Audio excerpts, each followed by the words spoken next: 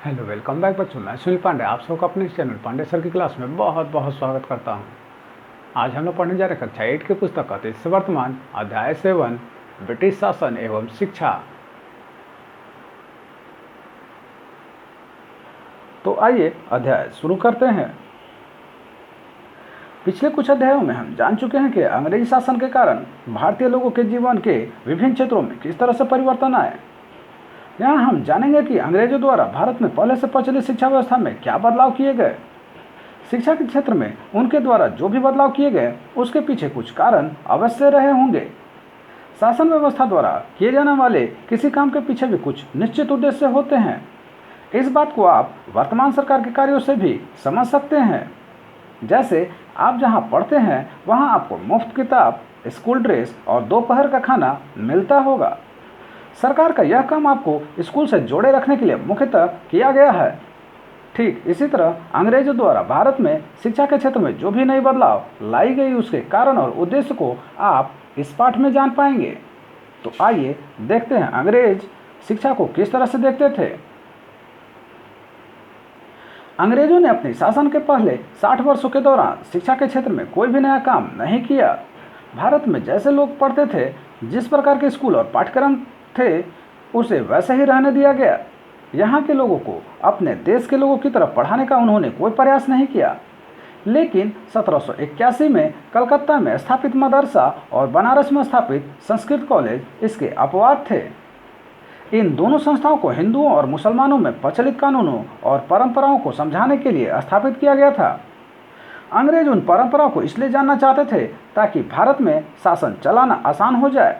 इसका एक उद्देश्य यह भी था कि कंपनी द्वारा भारत में जो अदालतें बनाई गई थी, जिसमें भारतीय लोगों से जुड़े मुकदमे सुने जाते थे, उनके लिए कुछ जानकार लोग उन्हें आसानी से मिल जाए। तब आप यह सोचेंगे कि फिर आखिर क्या हुआ कि अंग्रेजी भारतीय शिक्षा में परिवर्तन करने के लिए बाध्य हो गए। यहाँ ध्यान रखें कि मदरसा सीखने के स्थान को अरबी भाषा में मदरसा कहा जाता है। यह स्कूल कॉलेज के समान संस्था हो सकती है जहां बच्चे पढ़ते हैं। तो असल में उस समय कई ऐसे अंग्रेज अधिकारी और कर्मचारी थे जो भारतीय साहित्य, धर्म, दर्शन और संस्कृति को पूरी तरह जानना चाहते थे। इसके पीछे उनकी इस क्षेत्र में रुचि महत्वपूर्ण थी, न कि शासन का उद्देश्य। इन लोगों में विलियम जोन्स प्रमुख थे। इस तरह के लोग जब से भारत आए थे तभी से यहाँ प्रचलित भाषाओं को सीख रहे थे, जिनमें फारसी और संस्कृत प्रमुख भाषा थी। वे जानते थे कि इन्हीं दो भाषाओं में अधिकांश पुस्तकें लिखी गई हैं, जिसमें भारत की संस्कृति, सभ्यता और परंपरा की पूरी जानकारी है। फारसी और संस्कृत को सीखकर वे भारतीय पुस्तकों का अंग्रेजी में अनुवाद भी कर रहे थे। इसी क्रम में कालिदास रचित नाटक अभिज्ञान शाकुंतलम, हिंदुओं के पवित्र ग्रंथ गीता, मनुस्मृति, पंचतंत्र, हितोपदेश इत्यादि पुस्तकों का अंग्रेजी में अनुवाद किया गया। जोन साहब ने अपने इस काम को व्यवस्थित करने के लिए कलकत्ता में 1784 ईस्वी में एशियाटिक सोसाइटी ऑफ बंगाल नामक संस्था को भी स्थापित किया। इस संस्था से समय समय पर एक पत्रिका भी निकाली जाती थी, जिसमें प्राचीन भारतीय परंपराओं और अच्छाइयों की चर्चा होती थी। विलियम जोन्स भारत के प्रति आदर और सम्मान का भाव अपने मन में रखते थे। वे मानते थे कि प्राचीन काल में भारत अपने वैभव के शिखर पर था। अगर भारत की श्रेष्ठता को जानना है तो उस समय के लिखे जाने वाले महान भारतीय ग्रंथों जैसे वेद, उपनिषद, स्मृति, धर्मसूत्र को पढ़ना जरूरी है। उनका मानना था कि अगर भारत में एक बेहतर अंग्रेजी शासन कायम करना है तो इन ग्रंथों को पढ़ना और समझना आवश्यक होगा। विलियम जोन्स के इस विचार ने उस समय बहुत सारे अंग्रेजों को जो भारत में कार्यरत थे, भारतीय अतीत को जानने के लिए प्रेरित किया। भारत में जोन्स की तरह विचार रखने वाले अंग्रेजों की एक बड़ी संख्या हो गई, जो भारतीय ज्ञान विज्ञान को बढ़ावा देने की मांग अंग्रेजी सरकार से करने लगी। इसी तरह के विचार और प्रयासों ने अंग्रेजी सरकार पर शिक्षा के क्षेत्र में कुछ काम करने के लिए दबाव बनाया। इसी के तहत 1813 ईस्वी में ब्रिटिश संसद में बनने वाले एक कानून को आप देख सकते हैं। इस कानून में यह कहा गया था कि अंग्रेजी सरकार प्रति वर्ष 1 लाख रुपया भारत में शिक्षा क्षेत्र में खर्च करेगी। इस कानून के लिए एक महत्वपूर्ण कारक यह भी था कि इस समय तक भारत में अंग्रेजी शासन का क्षेत्र काफ़ी फैल चुका था। इस बड़े क्षेत्र पर शासन संचालन के लिए कर्मचारियों की एक बड़ी संख्या की आवश्यकता थी। इतने लोग इंग्लैंड से नहीं आ सकते थे। सरकार को भारत में ही कर्मचारियों को तैयार करना था, अतः शासन के लायक काम के लिए उन्हें शिक्षित करना आवश्यक था। यह भारत में अभी तक प्रचलित शिक्षा से पूरी नहीं हो पाता। इस बात ने भी शिक्षा के क्षेत्र में कुछ नया करने को अंग्रेज सरकार को बाध्य किया। भारत में प्रचलित शिक्षा क्यों अंग्रेजों के लिए शासन कार्य हेतु उपयोगी नहीं थी, इसे आप इसी पाठ में जान पाएंगे। तो आइए अब देखते हैं शिक्षा नीति संबंधी विवाद। शिक्षा के क्षेत्र में खर्च करने के लिए पैसे तो मिल गया, लेकिन अब सवाल यह था कि उसे खर्च किस रूप में किया जाए। कुछ अंग्रेज विद्वानों का कहना था कि इस पैसे को भारतीय विद्या और ज्ञान के प्रसार में खर्च करना चाहिए। इन लोगों पर जोन्स महोदय का प्रभाव था। यह वर्ग कहता था कि भारतीयों को उनकी भाषा में ही पढ़ाया जाए, इससे कर्मचारियों की आपूर्ति भी हो जाएगी, साथ ही भारत की परंपरा को भी जानने में सहायता मिलेगी। ये दोनों बात भारत में अंग्रेज शासन को मजबूत और अस्थायी बनाएंगी। इसके विपरीत अंग्रेजों का एक बड़ा वर्ग इस बात की आलोचना कर रहा था। इन लोगों का कहना था कि भारतीय शास्त्र अवैज्ञानिक और गलत सूचनाओं से भरा हुआ है, इसलिए इतना पैसा इस पुरातन भारतीय शिक्षा पर खर्च करना मूर्खता है। इस मत के प्रमुख विचारक जेम्स मिल और मैकाले थे। इन लोगों का मानना था कि भारतीयों को व्यवहारिक जीवन की शिक्षा देनी चाहिए। उन्हें यह बताना आवश्यक है कि इंग्लैंड एवं अन्य यूरोपीय देश किस प्रकार वैज्ञानिक एवं तकनीकी सफलता हासिल कर सके। इस विवाद में एक खास बात यह उभर कर आई कि उस समय के कुछ जागरूक भारतीय, जिसमें राजा राम मोहन राय प्रमुख थे, ने भी इंग्लैंड में प्रचलित शिक्षा का ही भारत में प्रसार करने की वकालत की। इन भारतीयों का भी मानना था कि भारत की प्रगति इसी शिक्षा के माध्यम से संभव है। राजा राम मोहन राय लगातार इस मत का प्रचार करते रहे। विवाद में मैकाले ने अपनी पक्ष अर्थात वैज्ञानिक एवं तकनीकी शिक्षा का प्रसार काफ़ी मजबूती से रखा। इस शिक्षा के लिए भाषा के रूप में अंग्रेजी को प्रमुख बताया। वह कहते थे कि अंग्रेजी भाषा पढ़ने से भारतीयों को दुनिया की श्रेष्ठ जानकारी मिल पाएगी। मैकाले के मत को ही अंततः अंग्रेज सरकार ने मान लिया। 1835 ईस्वी में इसी के आधार पर एक अधिनियम पारित किया गया। इसे ही आधुनिक शिक्षा अधिनियम के नाम से जाना जाता है।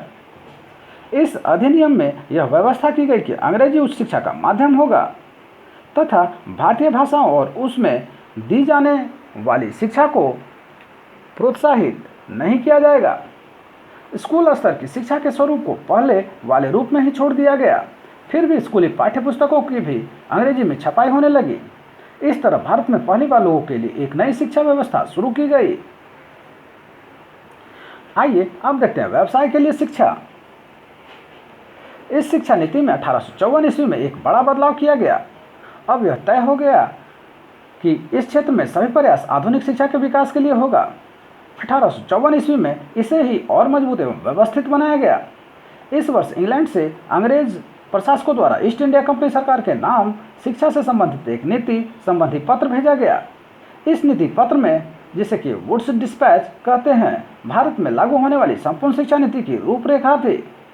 इसका एक बड़ा उद्देश्य था आधुनिक शिक्षा के माध्यम से भारतीय लोगों के मानस को बदलना ताकि उनकी जीवन शैली यूरोपीय हो जाए। आज भी शिक्षा को ही व्यक्ति के मानस को निर्मित करने वाला बड़ा आधार माना जाता है। शायद अंग्रेजों को ऐसा लगता होगा कि उनकी शैली को अगर भारतीय अपना ले तो यहाँ उनका शासन अस्थायी बना रहेगा। आइए अब देखते हैं 1854 की नीति का महत्व। इसी से भारत में आधुनिक शिक्षा के ढांचे का निर्माण हुआ। प्राथमिक से लेकर उच्च शिक्षा तक के लिए एक नियम बनाया गया। शिक्षा संबंधी सभी मामलों पर सरकार का नियंत्रण हो गया। प्राथमिक शिक्षा की भाषा भारतीय रही, जबकि उच्च शिक्षा को माध्यम अंग्रेजी को बनाया गया। उच्च शिक्षा को नियमित करने के लिए विश्वविद्यालयों को स्थापित किया गया।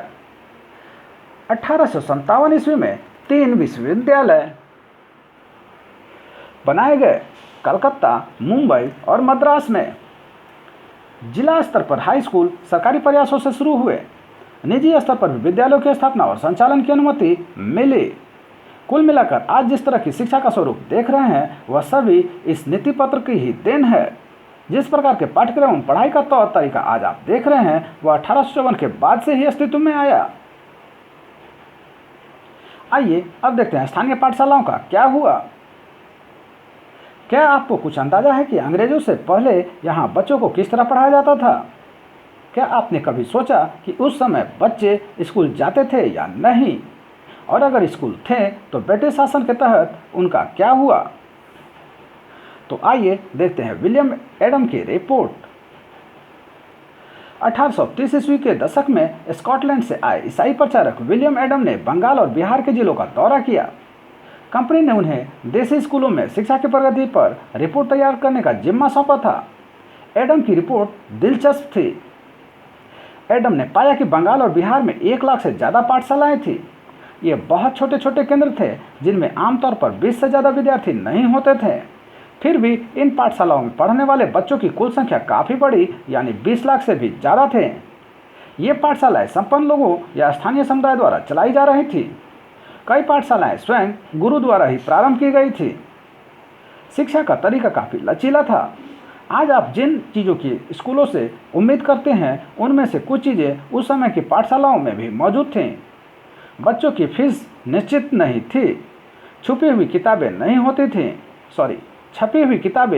होती थी। पाठशाला की इमारत अलग से नहीं बनाई जाती थी। बेंच और कुर्सियां नहीं होती थी। ब्लैक बोर्ड नहीं होते थे। अलग से कक्षाएं लेने, बच्चों की हाजिरी लेने का कोई इंतजाम नहीं होता था। सालाना इम्तहान और नियमित समय सारणी जैसी कोई व्यवस्था नहीं थी। कुछ पाठशालाएं बरगद की छांव में ही चलती थी, तो कई गांव की दुकान या मंदिर के कोने में या गुरु के घर पर ही बच्चों को पढ़ाया जाता था। बच्चों की फीस उनके माँ बाप की आमदनी से तय होती थी। अमीरों को ज़्यादा और गरीबों को कम फीस देनी पड़ती थी। शिक्षा मौखिक होती थी और क्या पढ़ाना है यह बात विद्यार्थियों की ज़रूरत को देखते हुए गुरु ही तय करते थे। विद्यार्थियों को अलग कक्षाओं में नहीं बैठाया जाता था। सभी एक जगह एक साथ बैठते थे। अलग अलग स्तर के विद्यार्थियों के साथ गुरु अलग से बात कर लेते थे। एडम ने पाया कि यह लचीली प्रणाली स्थानीय आवश्यकताओं के लिए काफ़ी अनुकूल थी। उदाहरण के लिए फसलों की कटाई के समय कक्षाएं बंद हो जाती थी, क्योंकि उस समय गांव के बच्चे प्रायः खेतों में काम करने चले जाते थे। कटाई और अनाज तैयार हो जाने के बाद पाठशाला दोबारा शुरू हो जाती थी। इसका परिणाम यह था कि साधारण काश्तकारों के बच्चे भी पढ़ाई कर सकते थे। आइए अब देखते हैं नई दिनचर्या, नए नियम। 19वीं सदी के मध्य तक कंपनी का ध्यान मुख्य रूप से उच्च शिक्षा पर था। इसलिए कंपनी ने स्थानीय पाठशालाओं के कामकाज में कभी ज़्यादा दखल नहीं दिया। 1854 के बाद कंपनी ने देसी शिक्षा व्यवस्था में सुधार लाने का फैसला लिया।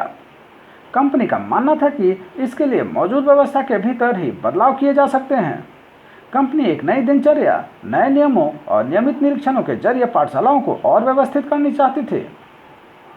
इसके लिए क्या किया जा सकता था? कंपनी ने क्या कदम उठाए?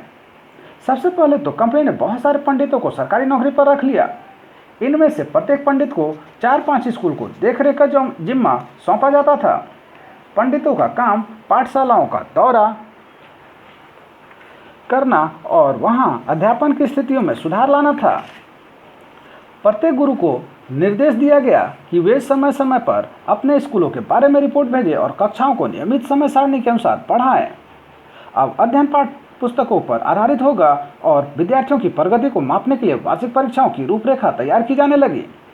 विद्यार्थियों से कहा गया कि वे नियमित रूप से शुल्क दें, नियमित रूप से कक्षा में आए, तय सीट पर बैठे और अनुशासन का पालन करें। नए नियमों पर चलने वाली पाठशालाओं को सरकारी अनुदान मिलने लगे। जो पाठशालाएं नई व्यवस्था के भीतर काम करने को तैयार नहीं थी, उन्हें कोई सरकारी सहायता नहीं दी जाती थी। जिन गुरुओं ने सरकारी निर्देशों का पालन करने की बजाय अपनी स्वतंत्रता बनाए रखी, वे सरकारी सहायता प्राप्त और नियमों में से चलने वाली पाठशालाओं के सामने कमजोर पड़ने लगे। इन नए नियमों और दिनचर्या का एक और भी नतीजा हुआ।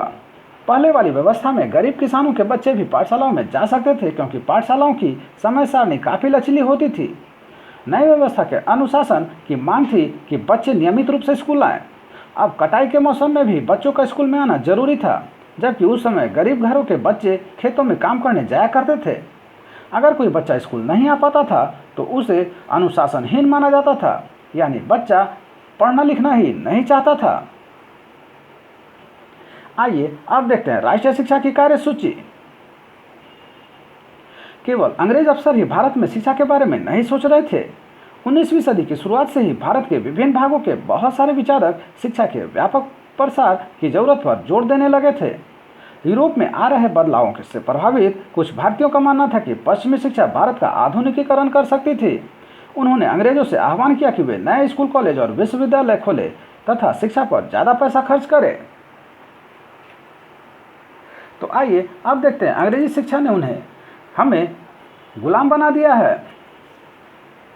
महात्मा गांधी का कहना था कि औपनिवेशिक शिक्षा ने भारतीयों के मस्तिष्क में हीनता का बोध पैदा कर दिया है। इसके प्रभाव में आकर यहाँ के लोग पश्चिमी सभ्यता को श्रेष्ठतर मानने लगे और अपनी संस्कृति के प्रति उनका गौरव भाव नष्ट हो गया। महात्मा गांधी ने कहा कि इस शिक्षा में विष भरा है, यह पापपूर्ण है, इसने भारतीयों को दास बना दिया है, इसने लोगों पर दुष्प्रभाव डाला है। उनके मुताबिक पश्चिम से अभिभूत, पश्चिम से आने वाली हर चीज़ की प्रशंसा करने वाले इन संस्थाओं में पढ़ने वाले भारतीय ब्रिटिश शासन को पसंद करने लगे थे। महात्मा गांधी एक ऐसी शिक्षा के पक्षधर थे जो भारतीयों के भीतर प्रतिष्ठा और स्वाभिमान का भाव पुनर्जीवित करे। राष्ट्रीय आंदोलन के दौरान उन्होंने विद्यार्थियों से आह्वान किया कि वे शिक्षा संस्थाओं को छोड़ दें और अंग्रेजों के बताए कि अब वे गुलाम बने रहने के लिए तैयार नहीं हैं। महात्मा गांधी की दृढ़ मान्यता था कि शिक्षा केवल भारतीय भाषाओं में ही दी जानी चाहिए। उनके मुताबिक अंग्रेजी में दी जा रही शिक्षा भारतीयों को अपाहिज बना देती है। उसने उन्हें अपने सामाजिक परिवेश से काट दिया है और उन्हें अपनी ही भूमि पर अजनबी बना दिया है। उनकी राय में विदेशी भाषा बोलने वाले, स्थानीय संस्कृति से घृणा करने वाले अंग्रेजी शिक्षित भारतीय अपनी जनता से जुड़ने के तौर तरीके भूल चुके थे। महात्मा गांधी का कहना था कि पश्चिमी शिक्षा मौखिक ज्ञान के बजाय केवल पढ़ने और लिखने पर केंद्रित है। उसमें पाठ्य पुस्तकों पर तो जोर दिया जाता है, लेकिन जीवन के अनुभवों और व्यवहारिक ज्ञान की अपेक्षा की जाती है। गांधी का तर्क था कि शिक्षा से व्यक्ति का मस्तिष्क और आत्मविकास होना चाहिए। उनकी राय में केवल साक्षरता यानी पढ़ने और लिखने की क्षमता पा लेना ही शिक्षा नहीं होती। इसके लिए तो लोगों के हाथ से काम करना पड़ता है, हुनर सीखने पड़ते हैं और यह जानना पड़ता है कि विभिन्न चीज़ें किस तरह काम करती हैं। इससे उनका मस्तिष्क और समझने की क्षमता दोनों विकसित होंगे। जैसे जैसे राष्ट्रीय भावना का प्रसार हुआ, कई दूसरे विचारक भी एक ऐसी राष्ट्रीय शिक्षा प्रणाली के बारे में सोचने लगे जो अंग्रेजों द्वारा स्थापित की गई व्यवस्था से भिन्न हो। आइए देखते हैं साक्षरता ही शिक्षा नहीं है। महात्मा गांधी ने लिखा था, शिक्षा से मेरा मतलब इस बात से है कि बालक और मनुष्य के देह, मस्तिष्क और भावना की श्रेष्ठता को सामने लाया जाए। साक्षरता न तो शिक्षा का अंत है और न ही उसकी शुरुआत। यह तो केवल एक साधन है जिसके जरिए पुरुषों और महिलाओं को शिक्षा दी जा सकती है। साक्षरता अपने आप में शिक्षा नहीं होती। लिहाजा मैं बच्चों को शिक्षित करते हुए सबसे पहले उन्हें कोई उपयोगी हस्तकौशल सिखाऊंगा और उन्हें शुरू से ही कुछ रचने पैदा करने के लिए तैयार करूंगा। मेरा मानना है कि दिमाग और आत्मा का सर्वोच्च विकास इस तरह की शिक्षा में ही संभव है। प्रत्येक हस्तकौशल आज की तरह केवल यांत्रिक ढंग से ही नहीं बल्कि वैज्ञानिक ढंग से पढ़ाया जाना चाहिए। यानी बच्चे को प्रत्येक प्रक्रिया क्यों और किस लिए का पता होना चाहिए। आइए अब देखते हैं टैगोर का शांति निकेतन। आप में से बहुत लोगों ने शांति निकेतन के बारे में सुना होगा। रविन्द्रनाथ टैगोर ने यह संस्था 1901 ईस्वी में शुरू की थी। टैगोर जब बच्चे थे तो स्कूल जाने से बहुत चिढ़ते थे। वहाँ उनका दम घुटता था। उन्हें स्कूल का माहौल दमनकारी लगता था। टैगोर को ऐसा लगता था मानो स्कूल कोई जेल हो, क्योंकि वहाँ बच्चे मनचाहा कभी नहीं कर पाते थे। जब दूसरे बच्चे शिक्षक को सुन रहे होते थे, टैगोर का दिमाग कहीं और भटक रहा होता था। कलकत्ता के अपने स्कूल जीवन के अनुभव ने शिक्षा के बारे में टैगोर के विचारों को काफ़ी प्रभावित किया। जब वे बड़े हुए तो उन्होंने एक ऐसा स्कूल खोलने के बारे में सोचा जहां बच्चे खुश रह सके, जहां वे मुक्त और रचनाशील हों, जहां वे अपने विचारों और आकांक्षाओं को समझ सके। टैगोर को लगता था कि बचपन का समय अपने आप सीखने का समय होना चाहिए। वह अंग्रेजों द्वारा स्थापित की गई शिक्षा व्यवस्था के कड़े और बंधनकारी अनुशासन से उसे मुक्त करना चाहते थे। शिक्षक कल्पनाशील हों, बच्चों को समझते हों और उनके अंदर उत्सुकता जानने की चाह विकसित करने में मदद दे। टैगोर के मुताबिक वर्तमान स्कूल बच्चे की रचनाशीलता, कल्पनाशील होने के उसके स्वाभाविक गुण को मार देते हैं। टैगोर का मानना था कि सृजनात्मक शिक्षा को केवल प्राकृतिक परिवेश में ही प्रोत्साहित किया जा सकता है। इसलिए उन्होंने कलकत्ता से 100 किलोमीटर दूर एक ग्रामीण परिवेश में अपना स्कूल खोलने का फैसला लिया। उन्हें यह जगह निर्मल शांति से भरी, जिसे कि शांति निकेतन कहते हैं, दिखाई दी, जहां प्रकृति के साथ जीते हुए बच्चे अपनी स्वाभाविक सृजनात्मक मेधा को और विकसित कर सकते थे। बहुत सारे मामलों में टैगोर और महात्मा गांधी शिक्षा के बारे में कमोबेश एक जैसी राय रखते थे, लेकिन दोनों के बीच फर्क भी था। गांधी जी पश्चिमी सभ्यता और मशीनों व प्रौद्योगिकी की उपासना के कट्टर आलोचक थे। टैगोर आधुनिक पश्चिमी सभ्यता और भारतीय परंपरा के श्रेष्ठ तत्वों का सम्मिश्रण चाहते थे। उन्होंने शांति निकेतन में कला, संगीत और नृत्य के साथ साथ विज्ञान और प्रौद्योगिकी की शिक्षा पर भी जोर दिया। इस प्रकार बहुत सारे लोग इस बारे में सोचने लगे थे कि एक राष्ट्रीय शिक्षा प्रणाली की रूपरेखा क्या होनी चाहिए।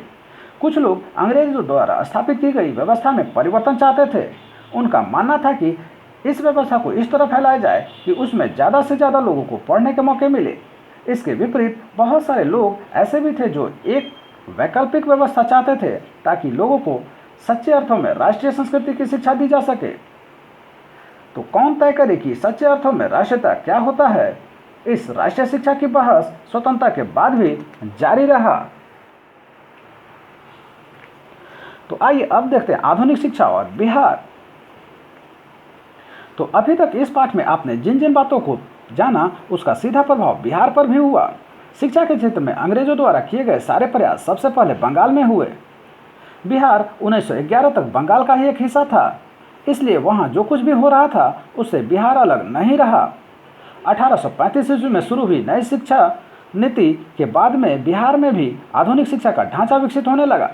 सरकारी और व्यक्तिगत प्रयासों से कई स्कूल शुरू हुए जहां आधुनिक शिक्षा लागू किया गया। सरकारी प्रयासों में सबसे पहले 1835 ईस्वी में ही पटना में पटना कॉलेजिएट हाई स्कूल स्थापित किया गया। यह बिहार का प्रथम आधुनिक स्कूल था।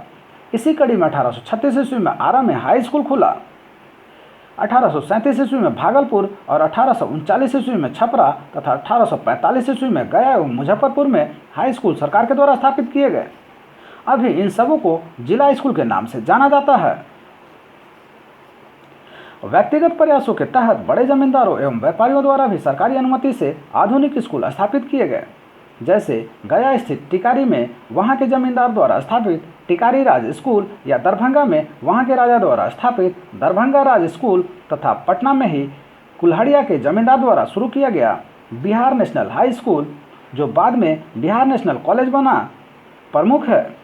बंगाली समुदाय द्वारा भी बिहार में स्कूली शिक्षा को बढ़ावा देने में काफ़ी महत्वपूर्ण भूमिका अदा की गई, जिसमें 1867 ईस्वी में पटना स्थित बांकीपुर बालिका विद्यालय, जो कि लड़कियों का प्रथम स्कूल था, हो, या 1868 ईस्वी में भागलपुर में स्थापित मोक्षदा बालिका विद्यालय, या फिर 1884 ईस्वी में मुजफ्फरपुर में स्थापित मुखर्जी सेमिनरी प्रमुख है। मुस्लिम समुदाय के द्वारा भी सर सैयद के आंदोलन से प्रेरित पटना के मौलवी मोहम्मद हसन ने मोहम्मदन एंग्लो अरेबिक स्कूल की 1884 ईस्वी में स्थापना की। इन सभी स्कूलों का आधुनिक शिक्षा के प्रसार में बड़ा योगदान रहा। कुछ स्कूल अंग्रेजों के व्यक्तिगत प्रयासों से भी शुरू हुए, जैसे 1880 ईस्वी में दरभंगा में नॉर्थ बुक हाई स्कूल, जो कि आज का जिला स्कूल है, और 1901 ईस्वी में समस्तीपुर का वाटसन हाई स्कूल इसी श्रेणी में आएगा। जहाँ तक उच्च शिक्षा से जुड़ी संस्थाओं जैसे कॉलेज और विश्वविद्यालय की बात है, तो यहाँ भी कुछ कॉलेज सरकारी प्रयासों से खोले गए। जैसे 1863 में पटना में स्थापित पटना कॉलेज पटना, जो कि बिहार का सबसे पुराना कॉलेज है। तो 1878 ईस्वी में स्थापित तेज नारायण जुबली कॉलेज भागलपुर, 1889 में बिहार नेशनल कॉलेज पटना, और 1898 ईस्वी में स्थापित डायमंड जुबली कॉलेज मुंगेर। जमींदारों और व्यापारियों के संरक्षण में स्थापित भूमिहार ब्राह्मण कॉलेज एक सामाजिक संगठन भूमिहार ब्राह्मण सभा द्वारा स्थापित किया गया। ईसाई धर्म प्रचारकों द्वारा भी भारत के साथ साथ बिहार के कई हिस्सों में स्कूल का स्थापित कर आधुनिक शिक्षा को बढ़ावा दिया गया। ईसाइयों ने सबसे पहले बेतिया के क्षेत्र में अपना कार्य आरंभ किया। उसके बाद पटना और दानापुर तथा अन्य क्षेत्रों में पहुंचे। उनके द्वारा स्थापित पटना स्थित संत जोसेफ कॉन्वेंट स्कूल 1853 ईस्वी एवं संत माइकल स्कूल 1854 ईस्वी आज भी बिहार के गिने चुने अच्छे स्कूलों में आते हैं। इन स्कूलों का आधुनिक शिक्षा के प्रसार में काफ़ी बड़ा योगदान है। आइए यहाँ देख लेते हैं लंगट सिंह कॉलेज को। बिहार के 5वें एवं उत्तर बिहार के प्रथम कॉलेज के रूप में 1899 ईस्वी में स्थापित इस कॉलेज का बिहार में आधुनिक शिक्षा के प्रसार में काफ़ी बड़ा योगदान है। कॉलेज की स्थापना इसी वर्ष में मुजफ्फरपुर शहर में आयोजित भूमिहार ब्राह्मण सम्मेलन में पारित प्रस्तावों के बाद हुआ। कॉलेज की स्थापना से लेकर इसके विकास तक में लंगट सिंह की भूमिका सबसे महत्वपूर्ण रही। उन्होंने अपने जीवन भर की कमाई इस कॉलेज को दान कर दी। कॉलेज को आर्थिक मदद देने में काशी तथा दरभंगा के राजा और स्थानीय जमींदार एवं व्यापारियों का योगदान भी महत्वपूर्ण था। स्थापना वर्ष में यह इंटर तक ही मान्य था। 1900 ईस्वी में इसे बीए तक मान्यता मिली। आरंभ में 5 विषय गणित, संस्कृत, अंग्रेजी, अरबी और फारसी की पढ़ाई शुरू हुई। शुरू के साल में 5 शिक्षक और 72 छात्र ही थे। इस कॉलेज में कुछ दिनों तक डॉक्टर राजेंद्र प्रसाद ने भी इतिहास विषय के अध्यापक के रूप में अपना योगदान दिया था। 1915 ईस्वी में इसे अंग्रेजी सरकार ने अपने अधिकार में ले लिया। 1950 ईस्वी में लंगट सिंह के द्वारा कॉलेज को दिए गए योगदान के कारण इसका नाम ही इन्हीं के नाम पर कर दिया गया। तो इन तमाम शैक्षणिक प्रयासों के बावजूद 1835 ईस्वी से 1859 ईस्वी तक भारतीय लोगों द्वारा आधुनिक शिक्षा के प्रति उतना आकर्षण देखने को नहीं मिलता, खासकर बिहार में। फिर भी अंग्रेजों ने भारत में ऐसी शिक्षा व्यवस्था की नींव अवश्य डाली जिसने भारत को आधुनिक राष्ट्र के रूप में परिवर्तित करने में प्रभावी भूमिका अदा की। वर्तमान भारत के शैक्षणिक ढांचा की पृष्ठभूमि अंग्रेजों द्वारा स्थापित यह आधुनिक शिक्षा ही रही। इस शिक्षा से तत्कालीन भारतीय समाज में क्या बदलाव आया, इसके विषय में हम आगे में पढ़ेंगे।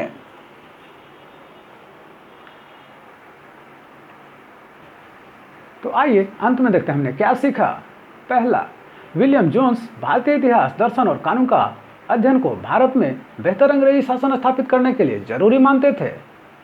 दूसरा, आधुनिक शिक्षा की भाषा अंग्रेजी को बनाया गया। तीसरा, एशियाटिक सोसाइटी ऑफ बंगाल की स्थापना विलियम जोन्स ने किया। चौथा, औपनिवेशिक शिक्षा ने भारतीयों के मस्तिष्क में हीनता का बोध पैदा कर दिया। गांधी जी ऐसा मानते थे क्योंकि भारतीयों द्वारा पश्चिमी सभ्यता को श्रेष्ठ मानने के कारण। पांचवा, निम्नलिखित के जोड़े बनाए। तो विलियम जोन्स का संबंध प्राचीन संस्कृतियों का सम्मान से है।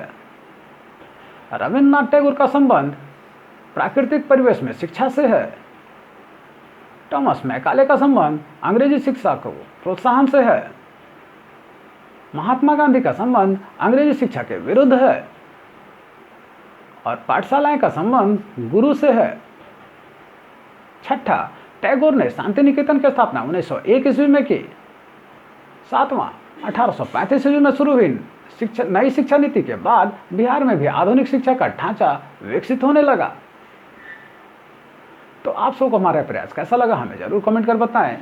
हमारे इस चैनल पांडे सर की क्लास को जल्द से जल्द सब्सक्राइब करें और बेल बटन को दबाएं ताकि आने वाले वीडियो का नोटिफिकेशन आपको मिलता रहे। दूसरों के साथ इसे शेयर करें और हाँ, लाइक करना तो बिल्कुल ना भूलें। आपका लाइक करना ही हमारे मेहनत का फल है।